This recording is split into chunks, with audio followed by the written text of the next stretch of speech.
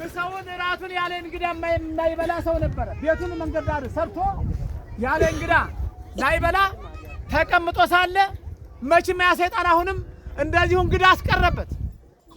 3 ቀን ጦሙን አደረ። 3 ቀን ጦሙን አድሮ በ3ኛው ቀን በስላሴ አምሳል 3 ጋኔን መጡና በራፉ ላይ ተቀመጡ። ተመልከቱ አባቶች፣ ወንድሞች፣ እነዛ 3 ጋኔን በራፉ ላይ ሲቀመጡለት እንደ አብርሃም አደና ጋሃስ ዋጋ እስቴ ብሎ ተናገረ። እንዴ አብርሃም እኮ አዝረው ነው ያስገባን፣ አንተም እዘልና አስገባናል። ትክክለኛ ስላሴ ናቸዋልና ሄዶ አብርሃም ግን አንዱን አብን ሲያዝር 3ቶች ሁሉ ቤት ገብተው ነው የተገኙለት። ይሄ ግን ጋኔን ነውና ውሸታም ናቸውና አንዱን አዝሮ ደግሞ ተመልሶ መጣ። 3 ጊዜ ተመላለሰ። በ3ኛው አብርሃም ይስሐቅን ለመስዋዕትነት አላቀረብክልኝ አንተ ወዳጅ አይደለም ብሎት ነበረ።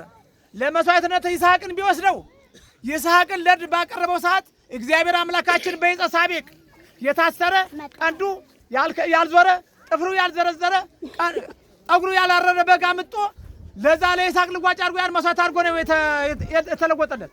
ይሄ ግን ልጅን ካላደርክለት እንደ አብርሃም ካላደርክልን እኛ በፍጹም አንቀምስም አሉት። ትክክለኛ ስላሴ ናቸዋልና ልጁን ለመስዋዕት አቀረበ። እንኳን ሊያስጥሩት አሳረሩት። ካሳረሩት በኋላ ደግሞ ምን አሉ? አንተ ታልቀመስከው አንቀምስም አሉት። ተመልከቱ እንግዲህ የልጁን ስጋ አስበሉት። የዛን ጊዜ ከራስ ጠጉሩ እስከ እግር ጥፍሩ በሱ ተዋህዱበት። መብል ከቤት ጀመረ። መጀመሪያ ልጁን አረደ በላ፣ ኋላ ሚስቱን፣ ኋላ ቤተሰቦቹ ጨረሰ። ከዛ በኋላ 78 ነፍስ በላ ከልጆቹ ጋር። የዛን ጊዜ ህዝብ አወቀበት፣ መንግስት አወቀበት። ተፈለገ። ሲፈለግ ዱር ለዱር ይሄድ ጀመር። ዱር ለዱር ሲሄድ ምን አደረገ? አንድ የኔ ቢጤ ድሃ እጅጉን ያጣ ሲለምን አገኘው። ይሄኛውም ርቦት ሊበላ፣ ያኛውም ደግሞ ጠምቶት ስለ እመቤታችን፣ ስለ ጻድቃን፣ ስለ ሰማዕታት፣ ስለ ስላሴ ብሎ ለመነው። አላወቃቸውም።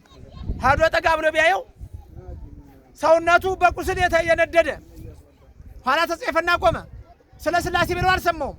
ስለ ጻድቃን፣ ስለ ሰማዕታት ቢለው አልሰማውም። ስለ ቤዛዊተ ዓለም፣ ስለ እመቤታችን፣ ስለ አማላጅቷ ብሎ አለው። አራ ይችንስ አውቃት መሰለኝ።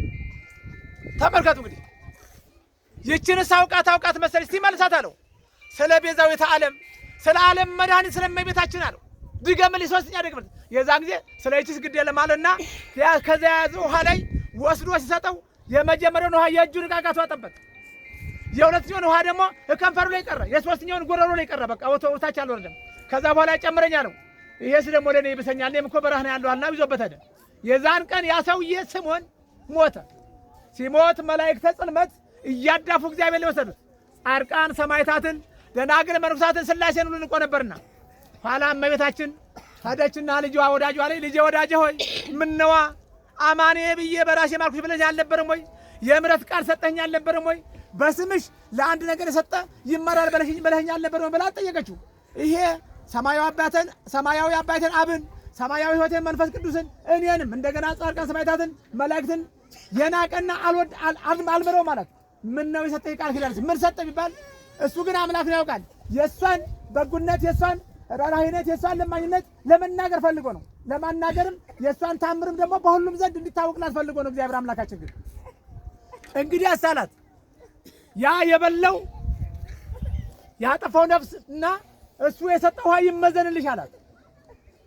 በዛ ሚዛን ግላሽ ልጄ ወዳጄ ይመዘን አለችው። ሲመዘን 78ቱ ነፍስ ሊቆለቁል ሆነ። የእሷ ጥላ መጣችና ጣለችበት። ስትጥልበት ያ ውሃ 78 ነፍስ ወደ ላይ ሰቀቀ። ያቺ እፉኝ ውሃ ወደ ታች ወረደች።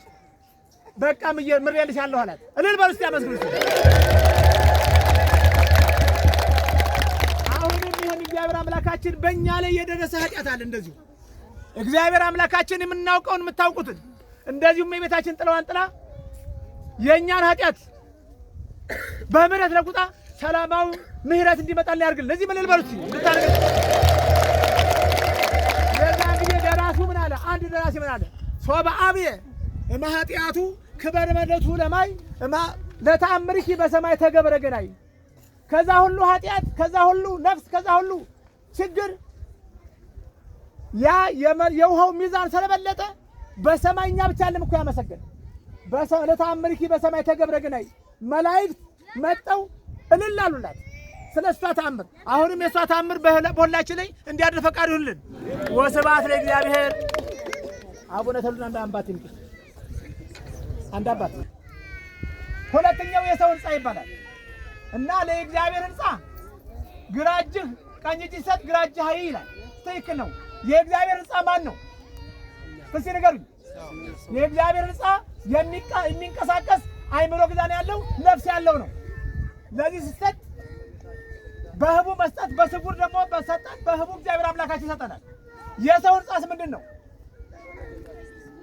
የሰው ሕንፃ ቤተ ክርስቲያን፣ ትምህርት ቤት በጠቅላላ እኛም አንጸም እንሰራው ማለት ነው። እዚህ ላይ ፍክክር፣ ሰላማዊ ቅናት ያስፈልገዋል። ቅንው ላይ ተሳድ ጸጋ።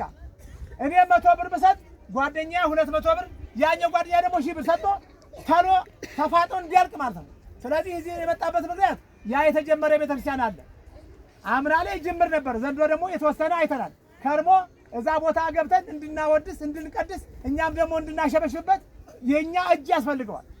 እዛ ላይ ኋላ ምንል ይሄን ብቻ የምንናገር ሆታ ያስፈልጋል። ቅድም እናቶች እልል ሲሉ ነበረ፣ ያስፈልጋል። ዳዊት ታቦተ ጽዮን ስትመለስ ሆ አለ። ሚስቱ ሰገደ ተቀምጣ ናቀችው። ስትልቀው ምንድን ነው ያላት? እግዚአብሔር አምላካችን እስከምትሞት ድረስ ሴቶች የሚያዩትን ልማድ እንዳታይ ልጅም እንዳታይ አድርጎ ረገማት። ዳዊት ግን ማለት ነው ትሲ ነገር ሲማን በሪያች ማለት ጽጌዋ እስከ መነነቶ ሜልኮል ቅድመ ታቦተ ሕግ አመዘፈነ። በታቦተ ሕግ ላይ ሆ እያለ ከወጣቱ ጋር ሆ አለ ንጉሡ። ይሄ ቂል ንጉሥ ሆኖ እያለ ከወጣት ጋር ተጉኮበለ ጋር ይላል አልችል የወለደት ሜልኮል እስከ አመሞተ እስከ ምትሞት ድረስ የልጅ ተስፋ ላየች፣ የልጅ ደስታ፣ የልጅ ላጭም አላየች። እሱ ግን የእሱ ዘሮች ምን አለ? እስመት ለዓለም አሐንጽ ምህረተ፣ ለዓለም ምህረትን እሰራለሁ። ኪዳነ ተካሄድኩ ምስለ ራኔ፣ ከአብርሃም ከይስሐቅ ከያዕቆብ ከዳዊት ጋር ከእናንተም ጋር የምህረት ቃል ኪዳን ቃል ገብቻለሁ ብሎ ቃል የገባን ስለሆነ ምህረቱ እንዳያጎልብን እኛም የገባነው ቃልናት ያን ቤተክርስቲያን ፈጽመን እንድንበቃ ለእግዚአብሔር ፈቃዱልን። እኛም ሲ እናስጨርሳት ባልቻል ጊዜ ልልበላ አምላካችን የተጀመረው እንዲያስፈጽምልን፣ እንደገና የታመመው እንዲፈወስልን፣ እንደዚሁ ደግሞ የስምዖን ኃጢአት እንደተፈወሰ ደግሞ የእኛም የዓለም ኃጢአት ተፈውሶ በሰላም በፍቅር ዓለማችን ኢትዮጵያችን እንድትኖር ያድርግልን። አሁን አባታችን ሆይ እንጸልይ። አባታችን ሆይ በሰማያት የምትኖር ስምህ ይቀደስ፣ መንግሥትህ ትምጣ፣ ፈቃድህ በሰማይ እንደሆነች እንዲሁም በምድር ትሁን። የዕለት እንጀራችንን ዛሬ በደላችንን ይቅር በለን እኛም የበደሉንን አቤቱ ወደ ፈተና አታግባን ከክፉ ሁሉ አድነን እንጂ መንግሥት ያንተናትና ኃይል፣ ምስጋና ለዘላለሙ አሜን። እመቤታችን ቅድስት ድንግል ማርያም በመልአኩ ገብርኤል ሰላምታ ሰላም እንልሻለን። በሐሳብሽ ድንግል ነሽ፣ በሥጋሽም ድንግል ነሽ። አሸናፊ እግዚአብሔር እናት ሰላምታ ላንቺ ይገባሻል። ከሴቶች ሁሉ አንቺ የተባረክሽ ነሽ፣ የማኅፀንሽ ፍሬ የተባረከ ነው።